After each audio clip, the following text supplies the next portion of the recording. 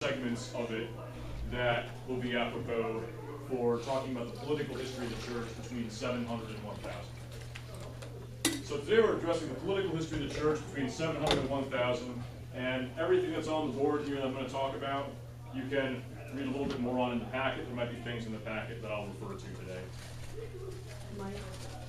So, last class we left off with sort of filling in the gaps between what happens when Rome falls and before you start getting these barbarian kingdoms being organized into, kingdoms that we would think of today. So last class we sort of finished up what happens when Rome falls. What's the church exactly doing between, say, 500 and maybe 700 in the West? And today we're going to be trying to fill in what exactly is happening sort of with the church here between 700 and 1000. The period 850 to 1000 is usually referred to as the Iron Age of the church. Right? Protestants usually like to say the worst period of church history was the years between 1470 and 1530. If we had to pick one period of time that the church had the most problems, it would be between 850 and 1000. After the fall of Charlemagne, after the fall of Charlemagne's empire, but before the rise of the Gregorian Reform movement. That is probably the biggest problem period in the church. It's called the Iron Age. As a matter of fact, Protestant writers in the 1500s actually called that period between 850 and 1000, they referred to it as the pornocracy. That criticism is not entirely fair, but that's the term they used. So, let's see. We sort of finished last class by talking about Pope Gregory the Great.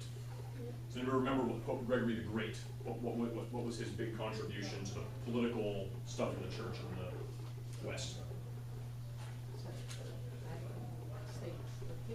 Okay, so Gregory the Great sets up what we might think of as the Papal States. He's ever since the collapse of Western Roman authority, the Pope is sort of de facto in charge of most of Italy. Gregory the Great says, okay, now we're officially in charge of it. Right? We're no longer just sort of doing things on the fly. The Pope is now officially in charge. There's nobody else here that can do it. We're in charge. Right? And of course, he's also doing lots of stuff. He's starting to coordinate stuff between not only Italy and Rome, but he's also trying to coordinate ecclesiastical and political aspects in all of the previous Roman territories. So Pope Gregory the Great is he's still the Bishop of Rome, but he's also now the de facto governor of most of Italy. But now he's also re-establishing communications with all of these parts of the Western Roman Empire that have been overrun by barbarians, but now sort of the massive influx of barbarians has stopped.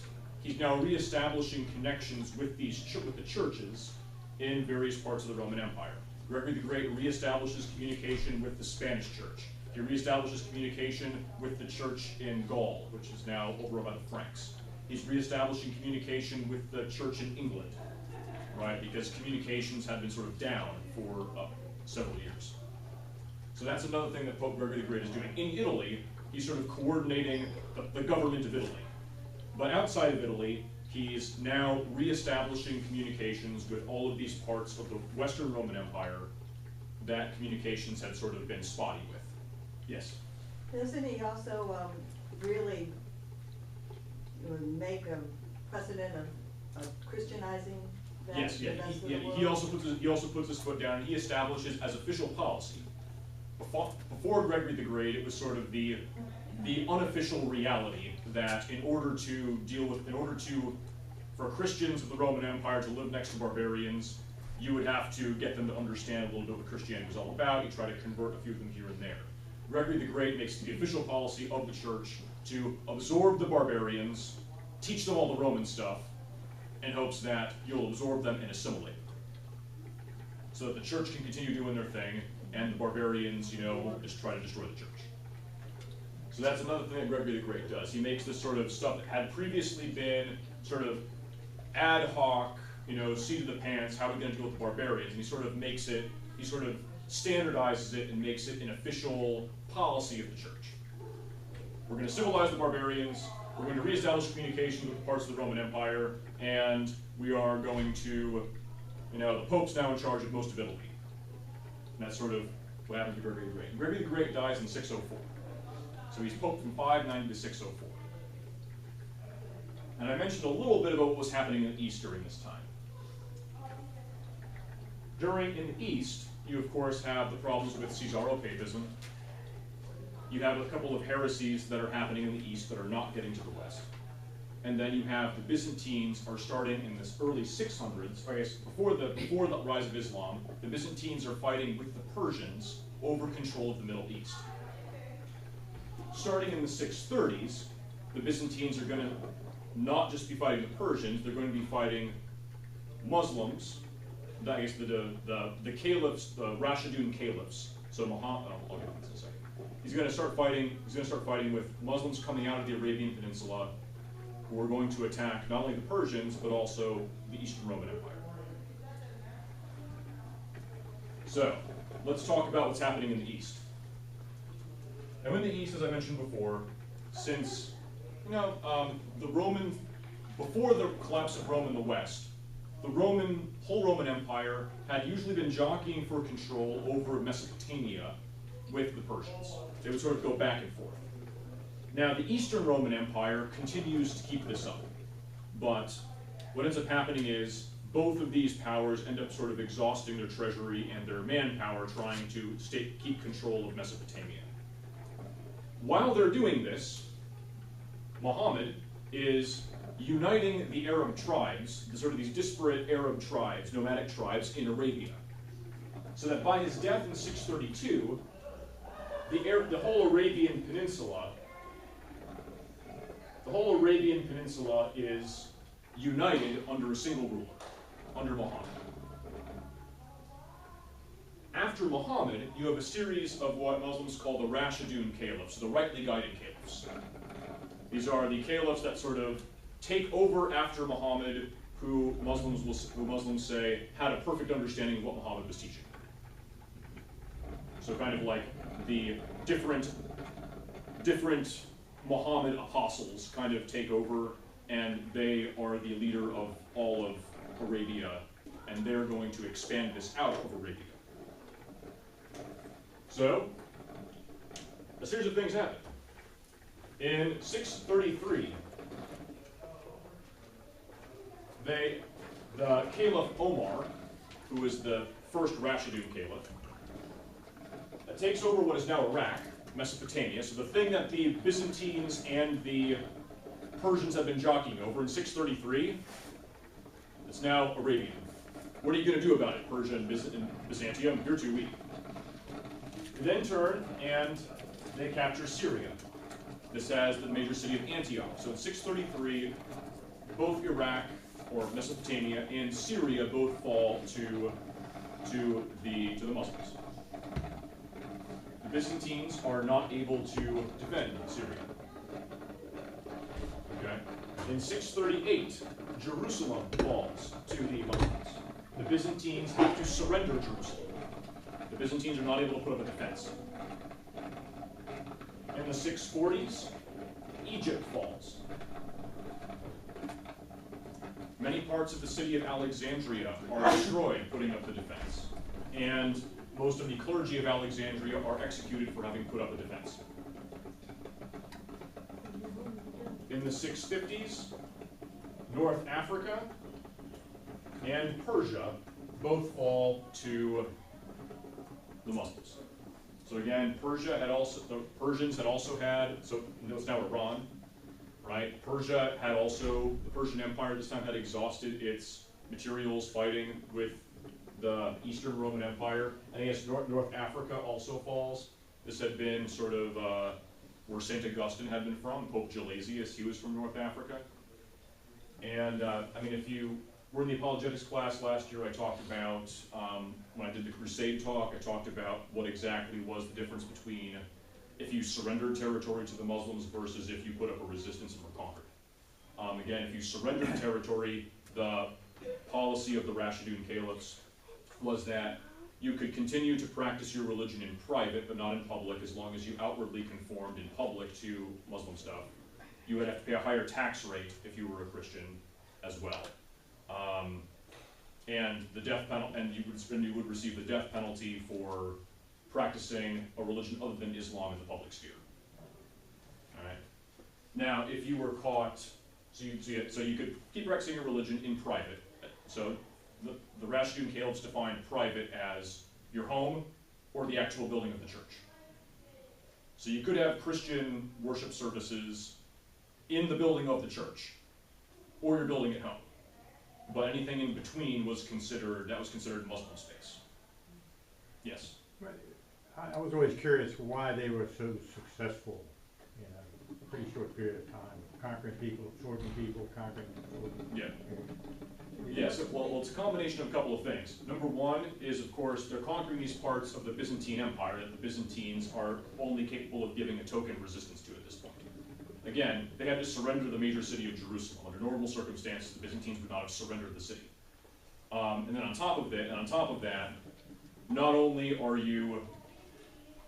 the Byzantines already weak from fighting with the Persians a lot, the policy of assimilation here, I mean, think about it this way. If we surrender, then we just have to pay a higher tax rate, and we still get to practice our religion in the church building, as long as we outwardly conform, like in the marketplace and things like that. Well, over time, there's going to be more and more of an incentive to, why am I paying higher taxes? You know, why don't I just become a Muslim and pay lower taxes? Why don't I become a Muslim and not have to worry about getting the death penalty for practicing Christianity outside my home? All right. So, this is another reason why they're able to be absorbed fairly quickly after the conquest. Right. However, if you resisted and you were not surrendered, then what would happen is they would find out who the resistance was. So if you were caught resisting, your government leaders would be executed. If you were a Christian territory, right, they would find who the Christian leaders were, and they would execute the Christian leaders. And then they would go house by house and say, are you with the Prophet Muhammad or are you against the Prophet Muhammad? If you said, we're not with the Prophet Muhammad, well, then that's treason. You're executed. If you say, no, we're with the Prophet Muhammad, all right, fine. Go to the next house. Right, so there was sort of a difference between if your territory was surrendered to the Muslim Rashidun Caliphs versus if you had given a lot of resistance to the Rashidun Caliphs. So Jerusalem is surrendered, Egypt puts up a defense, North Africa puts up a defense. The result here is that most of the Egyptian Christian church is destroyed in the conquest, and most of the North African church that St. Augustine and Pope Gelasius had been part of, Tertullian, had also been sort of, kind of wiped off the map.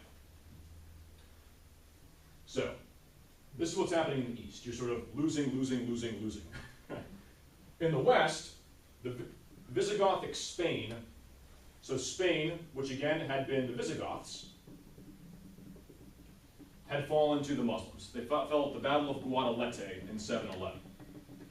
So in 711, the Rashidun Caliphs cross Strait of Gibraltar, they enter southern Spain, the Visigoths throw everything they've got at the Muslims, and they lose the battle. So they roll the hard 6, and they lose. So Spain falls very quickly because they threw everything they had at the Muslims, and they lost.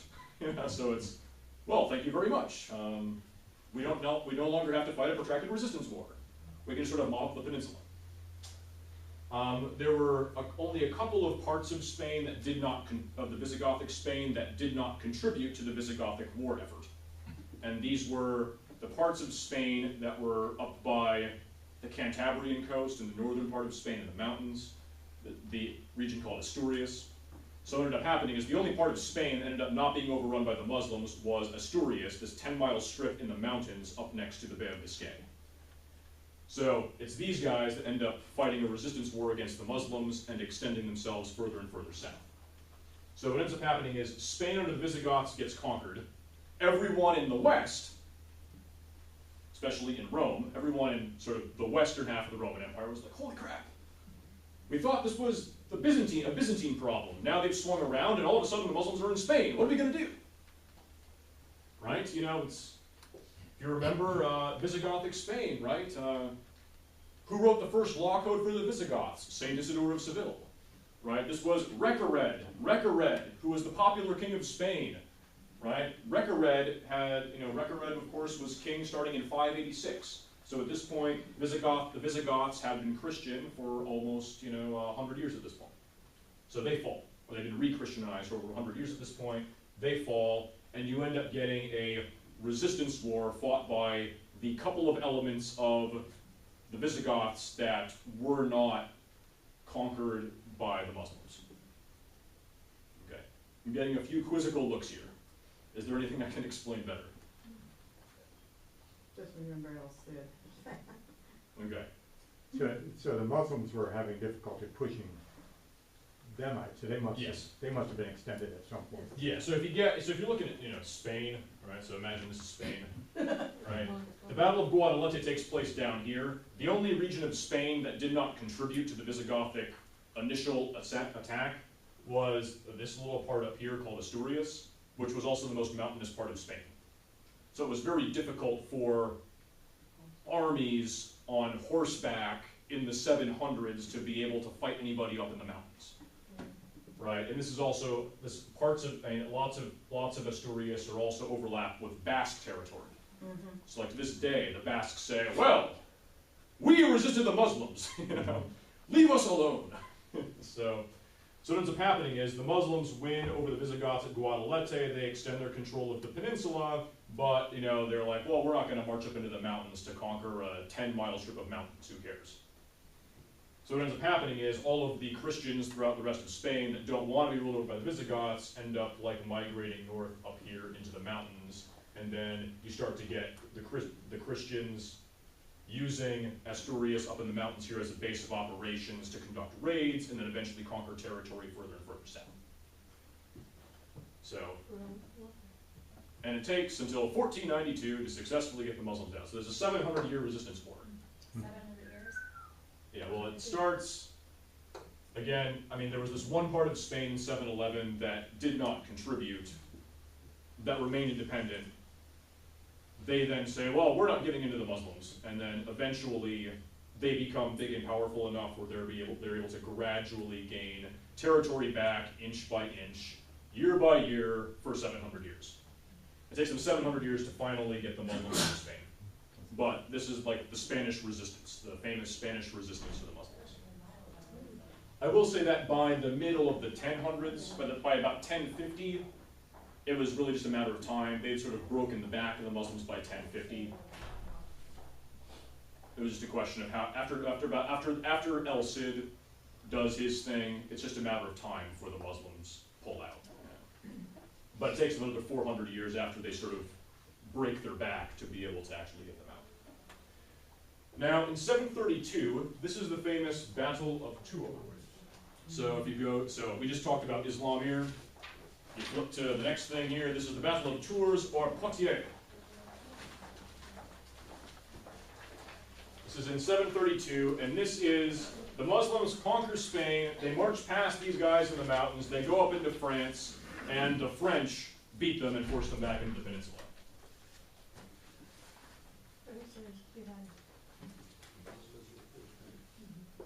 Okay. So the Muslims conquer Spain, they march up into France, and the French push them back into the peninsula. So, let's talk about what was happening in France in the 600s. So,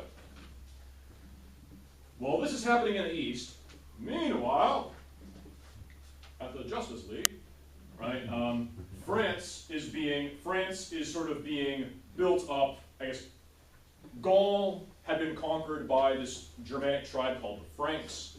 And the Franks, as I had mentioned last class, were one of the first Germanic barbarian tribes to come in and embrace Christianity, embrace the church.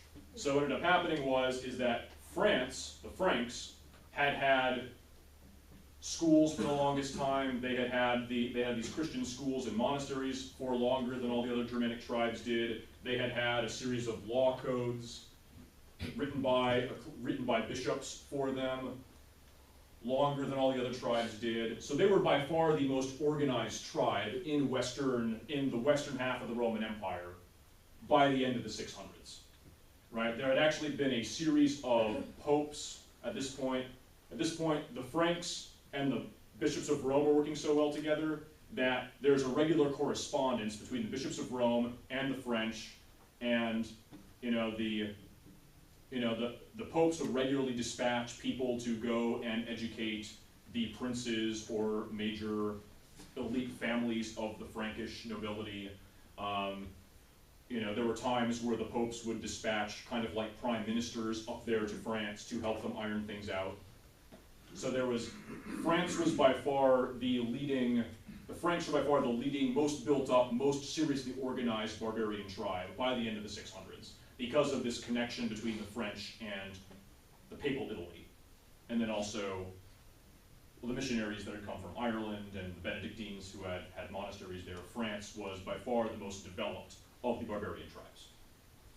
So by the time the Muslims march up here, they're marching basically into, the most built up of the barbarian tribes. And it is Charles Martel, Charles the Hammer, who is the top Frankish general. So at this time, the kings of France are called the Merovingian kings, the Merovingian dynasty. And again, the Merovingians had been the guys that converted to Christianity in the 500s. They're going to get ousted in the 700s by Pepin and Charlemagne. But toward the end of the Merovingian reign, Charles Martel here in the 720s and 730s was called the Mayor of the Palace. This basically meant you were the top general and you were the prime minister. So Charles Martel marches out and he beats the Muslims here at the Battle of Tours, and everyone in the West is like, yay! Yay for the French! And this is also considered a big political victory for the church, because now the church can claim, look, France would not have been able to beat those Muslims had you not been working so closely with the church. All of you barbarian tribes in Europe, see what we did for the French? So there's then like another big conversion boom in the 700s and 800s as a result of this. It's a big political victory for the church that the French were able to beat back the Muslims back in Spain. This is also a big victory for Charles Martel personally, because the king, the Merovingian king, was not leading the battle. This was Charles Martel leading the battle. So Charles Martel is now very, very popular.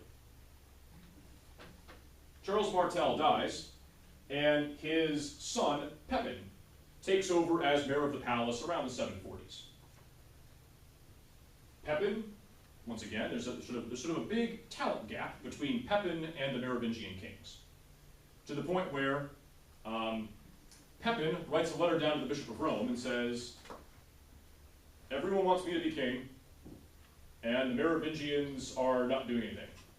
Right? They didn't beat the Muslims, they're not doing tax policy, they're not the ones making policy, I'm making policy. And I'm more popular than them anyway. And then he asks the Pope to officially relieve the Merovingians of their kingship and transfer kingship to him. And this gets into some, a little bit of some political stuff. Now, ordinarily, the Pope might have said, no, be a good mayor of the palace and help the Merovingian dynasty realize its faults. But there was a late-coming barbarian tribe into the West called the Lombards. The area of Lombardy and northern Italy was sort of where these guys had settled, right? And if you remember back, last class mentioned the Ostrogoths had conquered Italy and the church had assimilated the Ostrogoths. But now you've got the Lombards coming in. The Lombards now in northern Italy, and the Lombards, it's kind of like, we just finished assimilating the Ostrogoths. Now the Lombards are coming in here. And the Lombards, of course, are like wreaking havoc in northern Italy, and they're coming down into the Papal States. It's like, what the... So, the Ostrogoths at this point, their kingly line had died out. And the popes are now like back in charge of most of Italy because the Ostrogoths' kingly line had died out. So what happens is when Pepin sends this letter down there saying, look, you know, what about the French situation here? Pope, I wish I wrote down the specific pope.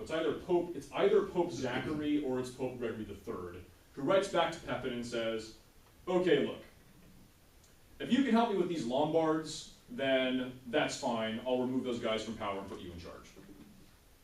So Pepin says, fine. Pepin goes down there with the army, beats the crap out of the Lombards, says, Lombards, stop messing with the church. And then the Pope says, okay, fine. He then goes up to France and says, Merovingian kings, you're relieved of duty. Pepin, you're now the king. So a couple of things to notice here.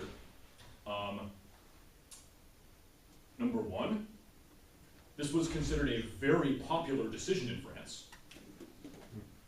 All right? Very, very good political move here in France. Right? You know, the Pope was seen here as, you're removing this, like, you know, corrupt line of kings that have fallen into not really doing anything. They're just kind of figureheads sitting up there, while poor Charles Martel and Pepin are sitting there doing all the work. They might as well be king anyway. Right, so that's one thing that's going on here. The second thing is, notice here, Pepin just doesn't like revolt against them and say, yeah, you know, I'm the king now. He's like, I really want to do this, but I can't do it unless the Pope says it's okay, unless the Pope gives me the green light. So there's all this interesting political thing here where apparently the Franks don't think they can have a change in dynasty unless the church approves it. Right? So what ends up happening is the church approves a change of dynasty. And they put Pepin in charge. And they end up signing a treaty in which Pepin promises that his family and his descendants, as long as they're kings, will protect the rights of the church to preserve the free operation of the church. So if there are any more barbarian tribes that come in, or if there are any enemies against the church, the French will protect the free operation of the church. In exchange, the bishops of Rome will continue to advise the French on how to do things. So that, you know, the French, you know, can continue drawing from the best and the brightest of the time period, which will, of course, who were the best and brightest? Well, they were clergy, because the clergy had been to university and things like this. So, what's very interesting is that when you start getting, like, divine right monarchies and the French Revolution in the 17 and 1800s, actually 14, 15, 1600s, the popes will then start pulling out this treaty that they signed with Pepin from the 700s and being like, you agreed that you would leave the church alone, right? You agreed that you would take our advice. You know, the French kings would be like, oh, that was from the 700s, and the church would be like, you saw, you know, France would be nowhere today if it weren't for us. You know, you would be conquered by the Muslims if it weren't for the church. Let's see, your dynasty wouldn't even be king right now if we hadn't taken it away from the Merovingians and given it to you. There's sort of this back and forth here between the French and the church for the next however long, you know, the next 800 years because of this political decision here. So, Charlemagne then, Pepin's son Charlemagne then takes over as king from 770 to 810, and Louis the Pious, Charlemagne's son, rules from 810 to 840.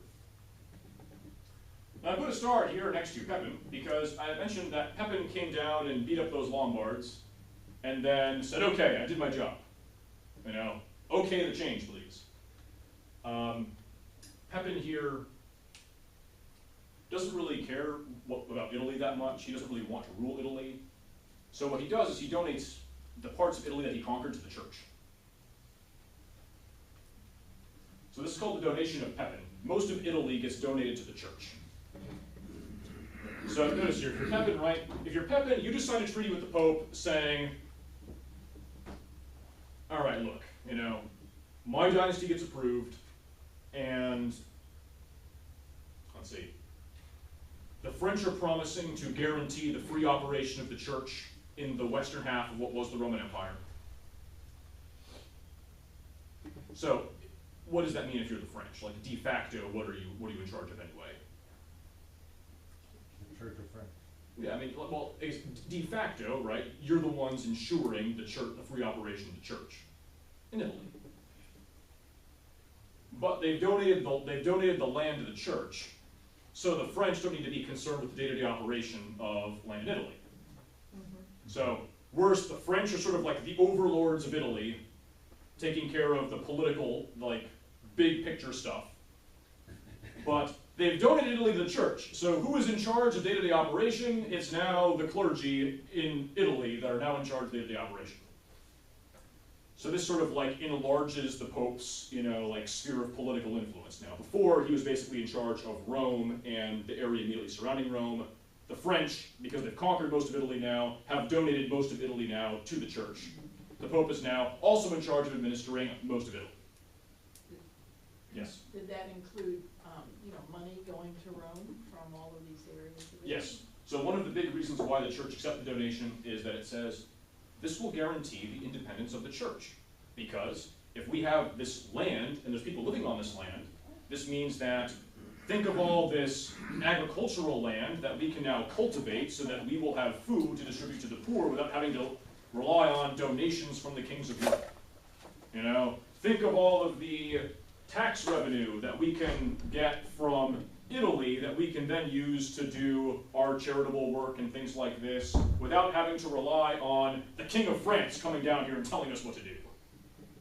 Right, so the popes are sort of like, okay, we'll go along with this donation, we'll ensure that this is being used for good things, and this will also ensure the independence of the church. This will ensure the church is not having to rely on the King of France. It gives us more independence from the King of France. That's sort of the way people are thinking about this in the 700s. But of course, this is going to lead to some problems. Okay, so as I mentioned before here, France beats back the Muslims in the 730s. The Muslims don't try to go to France again.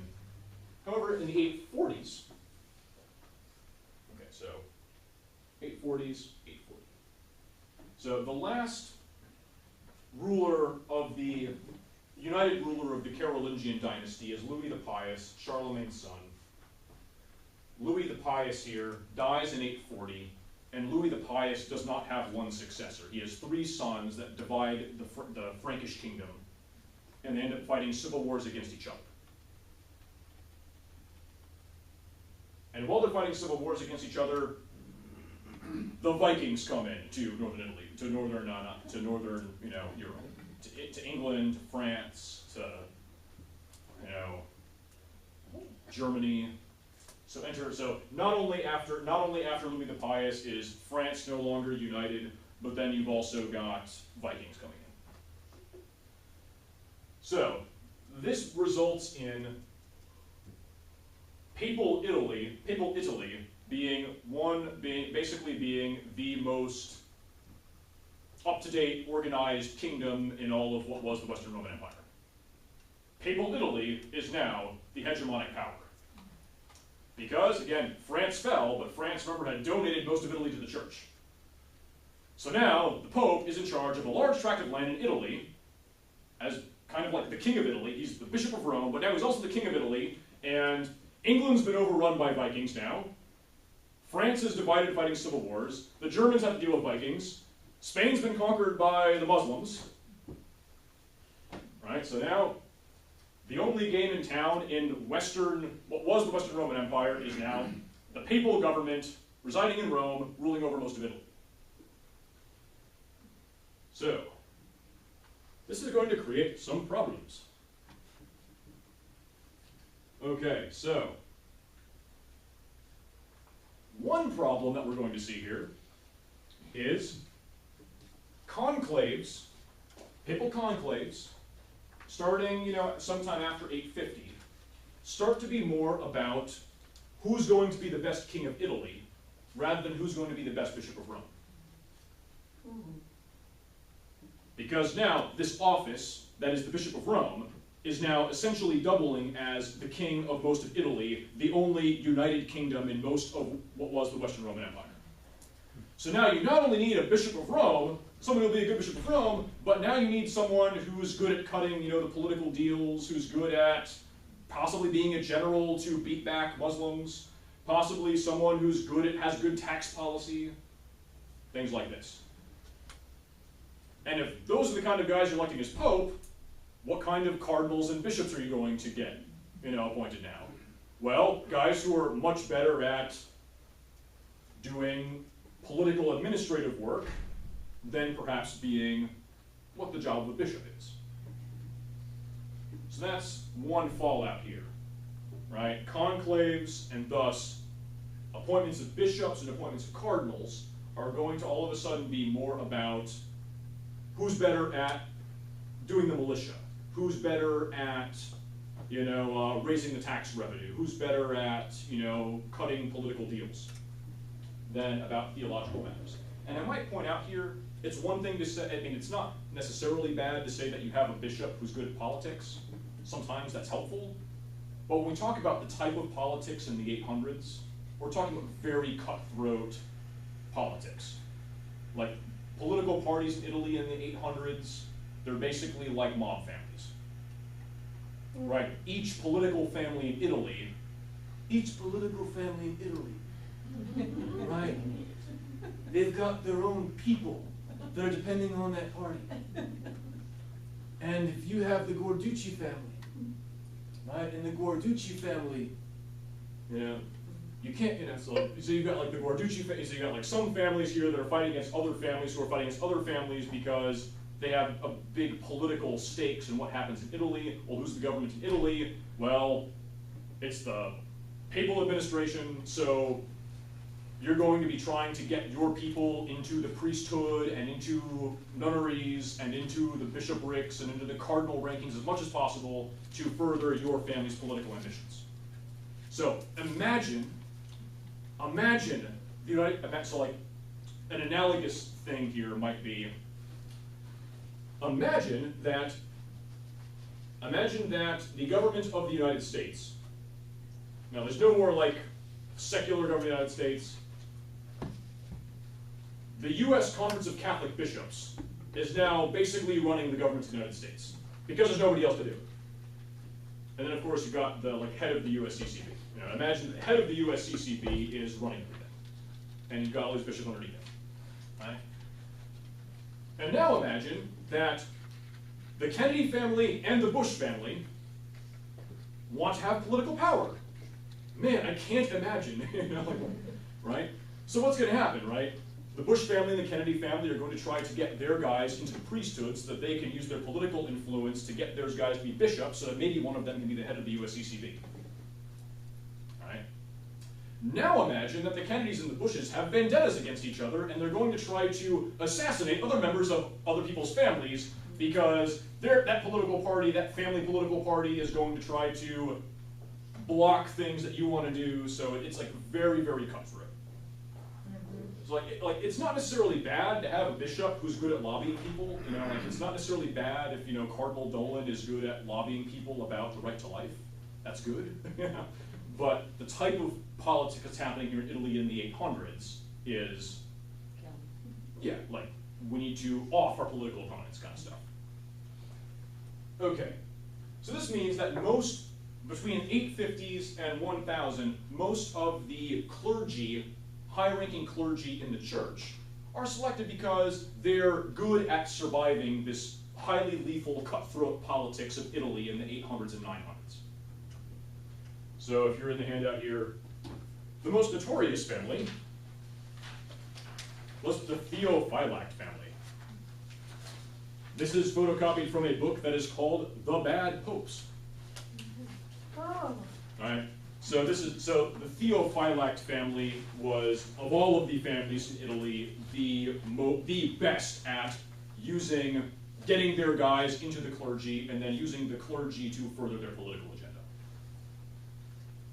Now, you might say, oh man, isn't this a strike against papal infallibility?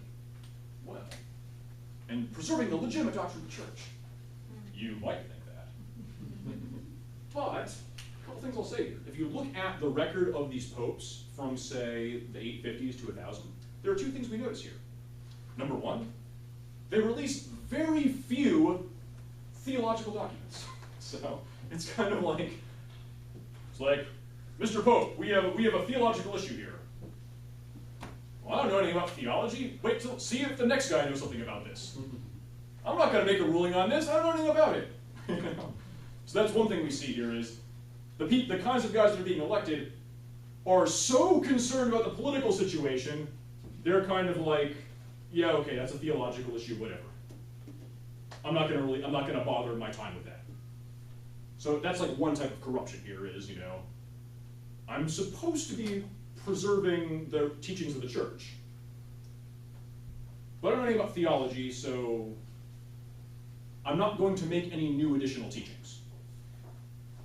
So are there things that he probably should address that he's not addressing? Yes. But does that mean that the popes are necessarily issuing teachings that are bad? No, because they're not issuing any teachings that might conflict with the previous teachings. So it's kind of like preserving the teachings of the apostles by default. Mm-hmm.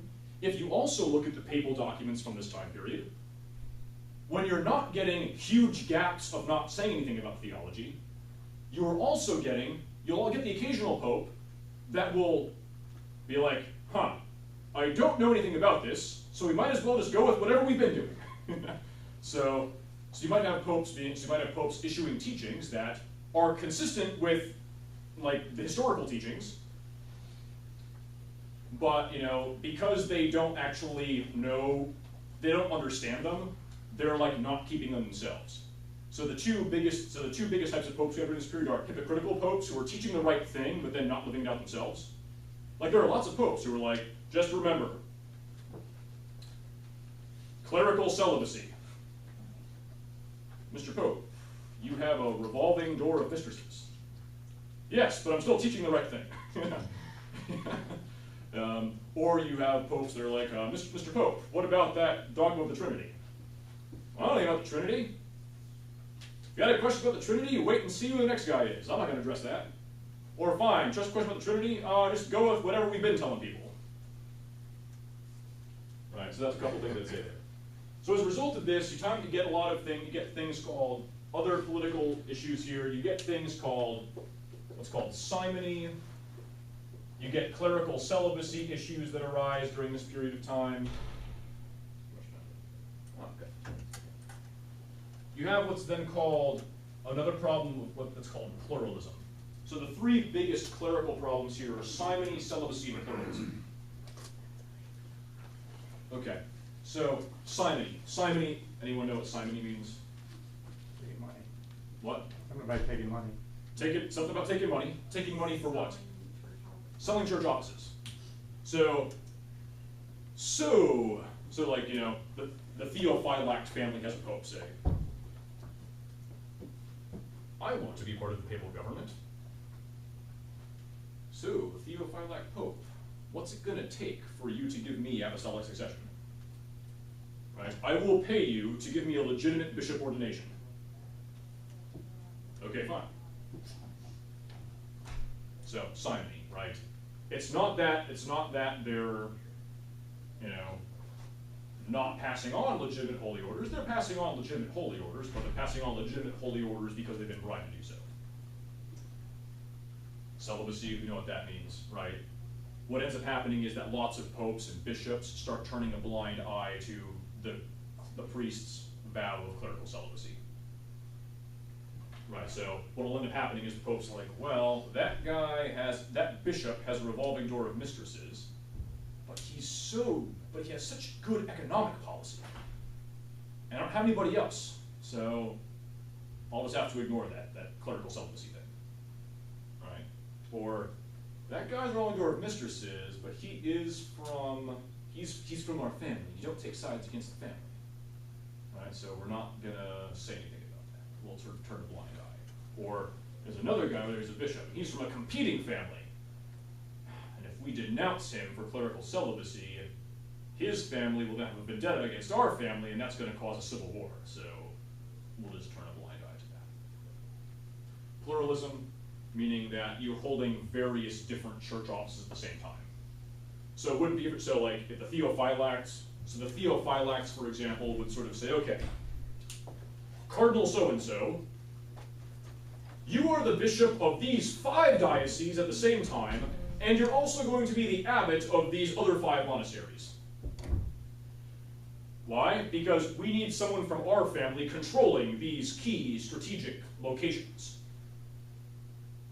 Right, that church over there, that's one of the biggest, that's the big engine of the economy in this region. We want one of our guys in charge of that engine of, economic output. So in the church at this time, it's the primary driver of the economy, the primary driver of education, the primary driver of healthcare, right? If you control a monastery or a church, that means you control poverty relief, you control the school system in your area, that means you control the hospitals, that means you control you control universities, right? You control the, you control the tax revenue of that region, right? So that's pluralism. Okay, another problem here.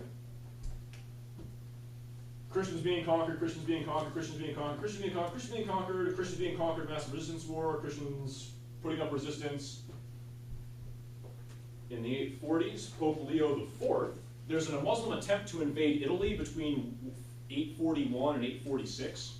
Pope Leo IV raises an army and kicks the Muslims out of Italy. So Pope gets, the Bishop of Rome is getting a lot of prestige, right? 923, Crete and Sicily both fall to the Muslims. So notice here.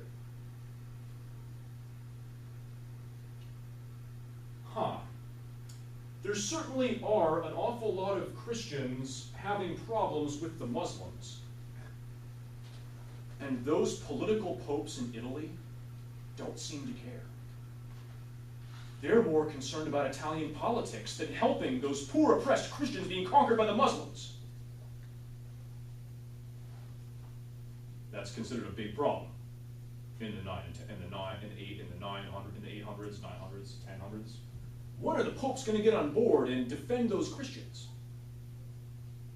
And then in the Greek East, those incompetent Greeks losing, selling out Jerusalem, selling out Egypt, selling out North Africa.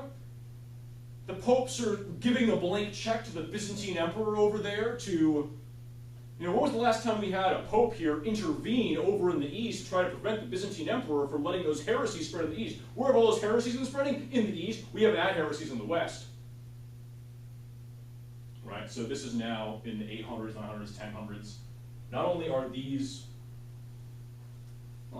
policy problems, not only are these corruption issues a big deal, but people are lumping in problems with the Muslims as an example of why isn't the church, this powerful institution, why are they using their resources to defend people against the Muslims? Why aren't they intervening in the Greek East? Where have all the heresies been? In the Greek East. When's the Pope going to lay down the law to those incompetent Greeks that have lost Egypt and Jerusalem and stuff like that? Okay, so when the Gregorian Reform comes in here, there's going to be some interesting things.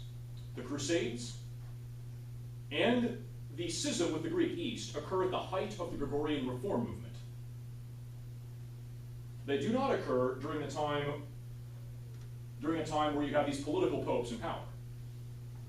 They occur as a counter-reaction against these guys, against these political popes from the 800s, 900s. So there are some interesting achievements here, though, of these political popes that are ruling from the 800s and 900s. First off, these guys are able to bring Christianity to the Vikings. No small task. That happens in the 860s. You start to get Vikings converting to Christianity. These guys are using papal revenue from the donation of Pepin to send missionaries up to Scandinavia. Right? The Czechs officially enter the church in 906. So this means that these popes down there in Italy, these political popes, are very good at getting the Czechs, organizing the Czechs into an organized kingdom. Poland. Poland actually goes Christian in 968 as a result of these political popes being able to be very effective at cutting political deals with the Poles, and they're very good at building up the Poles into an organized kingdom. Why? Because these popes are good at politics. Hungary. It's during this period that Hungary, in 995, enters the church. Again, these political popes are good at organizing these barbarian tribes into kingdoms. And then the biggest achievement is what we call here the Truce of God. The popes in Italy, during this time period, are able to get all of the Christian countries in Europe to agree to limitations on war, backed up by fear of excommunication. So if you violate these rules, you will be excommunicated. The rules went a little something like this. There were only certain days of the week you were allowed to fight wars. You couldn't fight wars on holy days. You couldn't fight wars on feast days. There were certain weapons that were outlawed for war. You couldn't use the crossbow. Right? If you authorized use of crossbow, that you were excommunicated. Right? So like, why did war? So people will say, in the 900s, the 1000s, and the 1100s, they fought wars for 400 years. Yes, because they were only allowed to fight 2 days a week. And you couldn't fight on feast days. And you couldn't use crossbows, which would, kill lots of people very quickly, right? And there were limits on like the numbers of people you were allowed to have in a given battle. And if you were going to enter people into battle, you had to like be able to see the face of the person you were killing. So, so it's like there were these limitations that the popes of the 8, 9, and 1000s were able to get these different Christian kingdoms to agree on. And they're like, if you don't agree on these, if you don't agree on these, we're going to have, there'll be interdict. Interdict means the clergy go on strike. Well, if the clergy go on strike, there's no poverty relief, there's no education, there's no, like, the monastery shut down, there's no tax revenue, what are we going to do, right? So there are these, ecclesiastical sanctions that mean something in the 8, 9, and 1000s, and the church will be like, if you don't agree to limitations on war, you'll be under interdict. If you don't agree to limitations on war, you'll be excommunicated. Do you want that? No. Yes, Doc. You are allowed to use the longbow? Longbow, yes. Crossbow, no. Okay. So those are a couple of things we see here. So we see they're very effective at assimilating barbarians, and they're very effective at getting these Christian kingdoms to agree to a highly restrictive set of rules of war. Why? Because these guys are good at politics. So there are some political achievements here, despite the fact there are lots of problems. What's going to happen is, in the 1400s, 1500s, you're going to have the same problems, but without the good list of political achievements. So, starting in the early 1000s, the Gregorian Reform begins. Again, the Gregorian Reform is a reaction against these political popes in Italy. The first pope that is big into the Gregorian Reform is Pope Leo IX, who is the last thing in this packet here. He dies in 1054. He dies in 1054, the year of the schism with the Greek Orthodox. So, Gregorian Reform. So the Gregorian Reform here, all right, so, while this is happening in Italy, in the 930s, Germany rises as sort of a united kingdom. And what ends up happening is there's a particular dynasty that is able to unite lots of the factions of Germany, and they launch a big reform of the church in Germany. So notice here, the kings of Germany are launching a major reform of the church in Germany. They're then very successful, and the kings of Germany then use their political influence to get those political cardinals down there in Italy to start electing guys from this German reform movement up in Germany as pope. Follow me? Okay. So, this Gregorian reform movement is kicked off by the Germans in the 930s. A series of German kings, who are good at politics, go in and get these Italian guys to agree to bringing lots of cardinals down from Germany, and popes down from Germany. And there are and the Gregorian reform then kicks off in earnest. There's a reform of the conclave rules by Pope Gregory V around the year 1000. This then results in eventually Pope Leo IX becoming pope, and then you eventually get Pope Gregory VII. And then after Gregory VII, they're all reformed popes after that. So what were some of the things of the Gregorian reforms? The Gregorian reforms were, let's see, they're trying to crack down on the spirit. So there were three components to the Gregorian reform. One is the spiritual, two is the intellectual, and third is the political.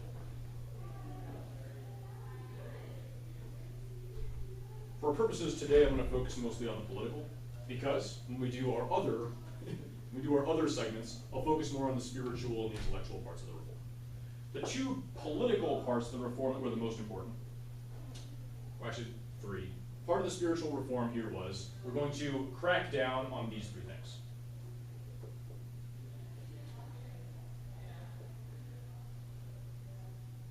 I'm going to crack down on these spiritual problems. Two, for political,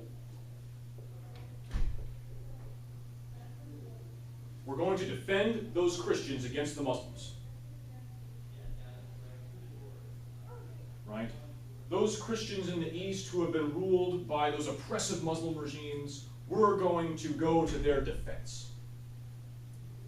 Right? These political popes from Italy in the 800s, they've been way too concerned about internal politics of Italy, rather than using that stuff to go and help out these poor oppressed Christians in North Africa and the Holy Land. We're going to go and help those guys out. Very selfless act. Right? That's how it's seen. The Greeks. We're going to lay down the law to that Greek emperor over there. Caesaropapism. All the heresies, the last several heresies have all happened over in the Greek half of the... We're going to crack down on those guys. Those guys need to be smoked out. Right? Take care of that. Actually, and a fourth thing here. There is a devolution of political power.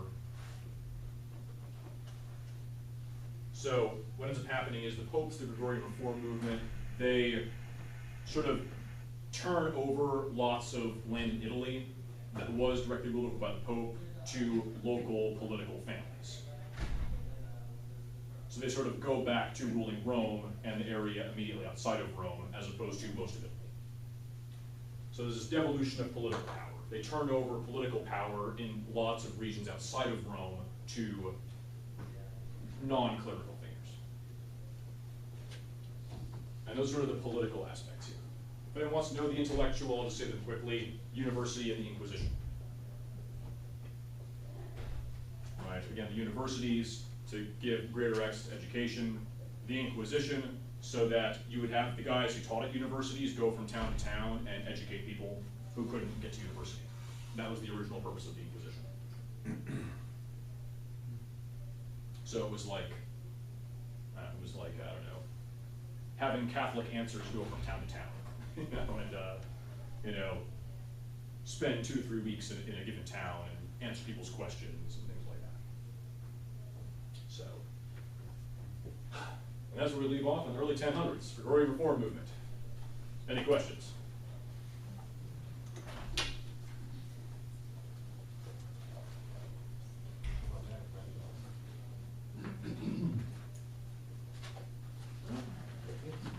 All right, well, free to go. See you next week for what happens, what we'll focus in specifically on the